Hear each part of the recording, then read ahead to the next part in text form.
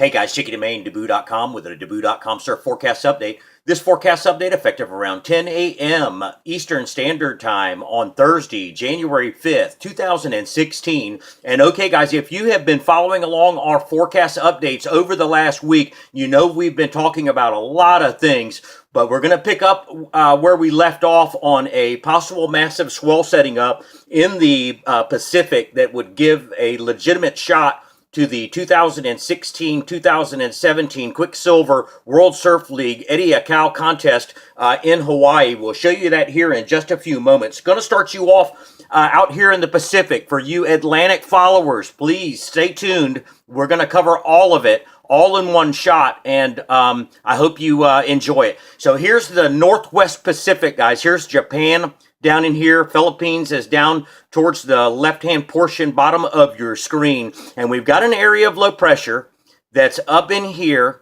that's spinning like this. So we want you to get the idea of flow as we walk you through this. So this is going to start to create west-northwest swell as we start to progress the real-time phase of this event starting to unfold both in the Pacific and in the Atlantic. If you switch back over here towards the Eastern Pacific, let me adjust this. We have an area of low pressure that is just to the northeast of the Hawaiian Islands. The Hawaiian Islands are down in here, and this is a term used in meteorology called a pineapple express. When we have this connection of the jet stream coming up over Hawaii and into the western United States like this, this can put in deep Pacific moisture entering the western coast of the United States. If you followed our forecast, we've talked about the increased amounts of precipitation that has moved into California, and we are likely witnessing the end of the California drought, guys. Go back and read our post. This is going to set up over the next 30 days, and as we get into spring and that all that snowpack begins to melt, that's going to create liquid, and there's going to be a ton of it, not only coming up in the forecast period, but also 3 months from now when we get into spring and we get snowpack melt.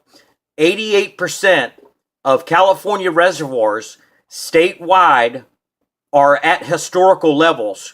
This is only going to help, and what the models are showing is absolutely incredible. And this pattern that's setting up, especially that there's going to be a huge area of low pressure that's forecast to develop in here in the next 10 days. Once that breaks apart, that energy is then going to shift over into the Eastern Pacific, opening up another round of bombardment in here towards the western coast of the United States.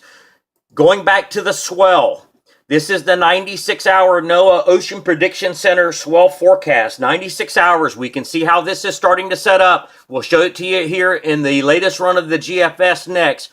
But northeast swell developing out of an area of low pressure that's going to be off the southwest Canadian coast, off the northwest Atlantic coast in here, and then to the left of your screen, here's this west-northwest swell developing. So we have two swell sources, west-northwest coming out of the northwest Pacific and northeast swell coming out of the northeast Pacific, and then the Hawaiian Islands are down in here. Northeast, west-northwest developing. Here it is in the latest model run, guys, and we're going to do a separate update on this as this begins to unfold. But this is the 06Z GFS just out this morning, one run of many. So this the model's going to change. There are some differences between the euro. It's what the models are suggesting that has us really excited on this. High pressure, 1050 millibar over the Aleutians near Alaska in here. Here's this area of low pressure that is just to the west of the California coast. We showed that to you here. Here that is. Go back to the model. Now watch what happens here. And then watch what happens over here towards Japan as we advance the model. Now, this is going to be within 5 days. You'll see that this blocking high creates another area of low pressure moving off the southwest Canadian coast in here, and then that other area of low pressure that is west of the California coast. These energies go to combine. Here's a hurricane force low developing in here. This is at hour 60 and then 72, which is 3 days. Northwest swell in here. Hawaii's down in here. Northeast swell in here developing behind this high pressure block and this area of low pressure developing. Advance the model a little more for you, and you can see strong northwest flow, strong northeast flow, with areas of weak low pressure starting to bust apart in here. Watch how this magnifies in here, and this starts to move towards the coast. And then look back over here in the Northwest Pacific off the east of Japan, a 969 millibar low developing, storm force low, and watch what happens as we progress the model. This is continuous west-northwest swell that is developing here. The northeast swell that was in here now goes away as this area of low pressure breaks down and moves into the United States.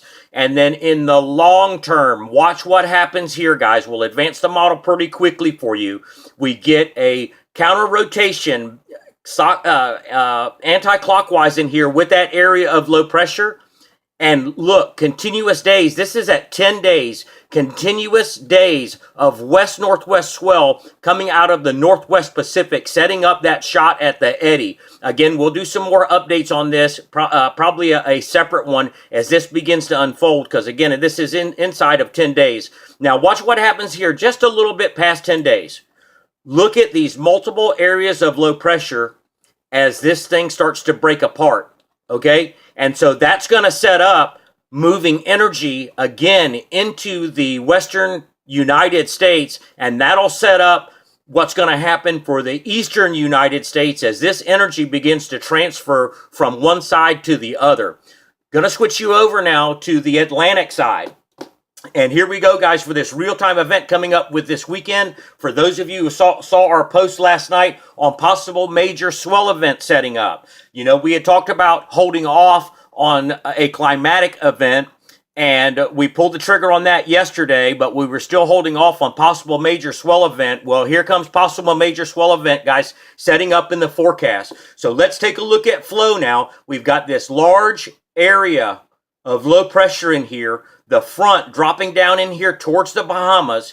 There is another piece of energy. This is going to start to kick off the event for this weekend. There's going to be two areas of low pressure. This first one here is going to kick off this way because this flow is counterclockwise in here, which is creating a sucking mechanism from west to east like this as this wraps up. So it's drawing energy this way. This first piece of energy is going to move off into the Atlantic off the Outer Banks, and then a second one coming over the weekend.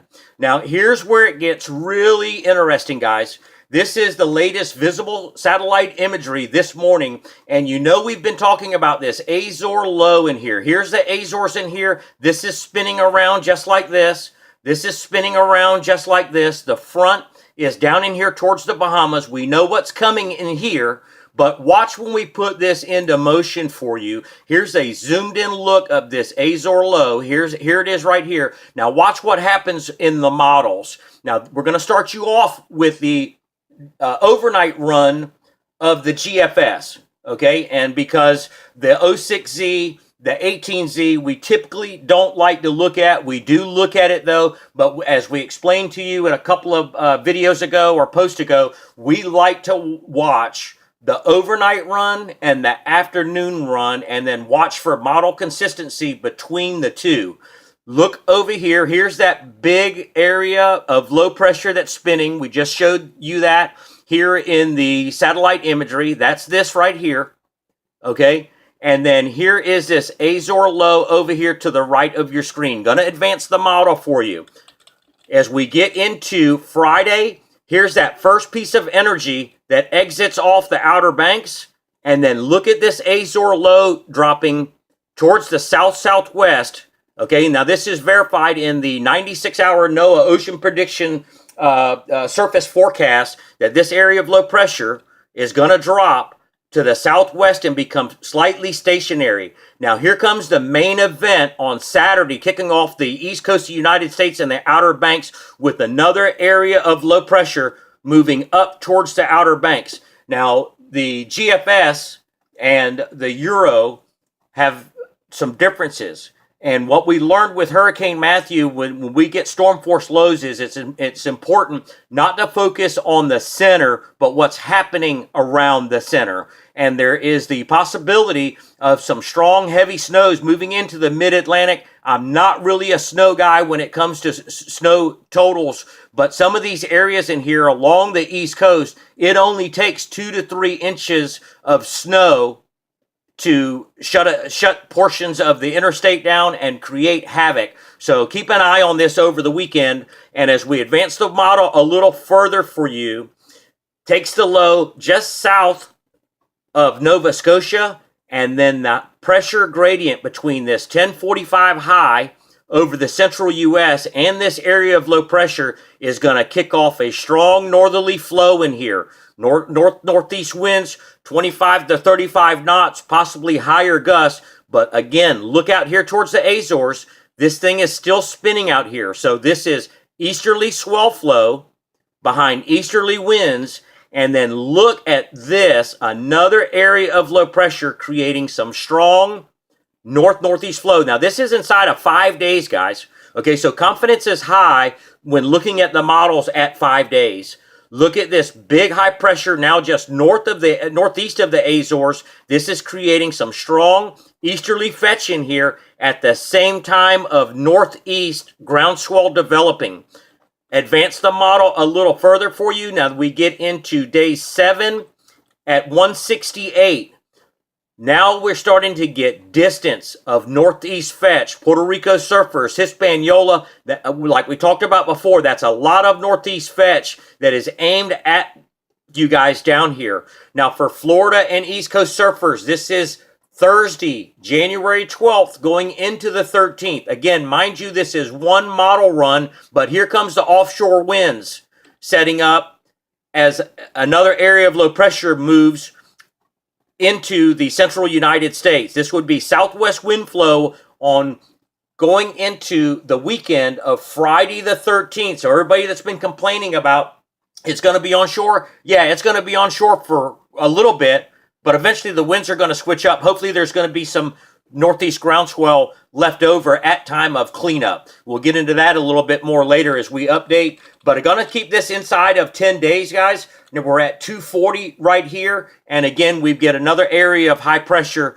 that starts to develop off the East Coast with that return of that easterly trade wind swell that we had pretty much through the entire month of December. That's all we got for you for now, guys. Stay tuned for the next update.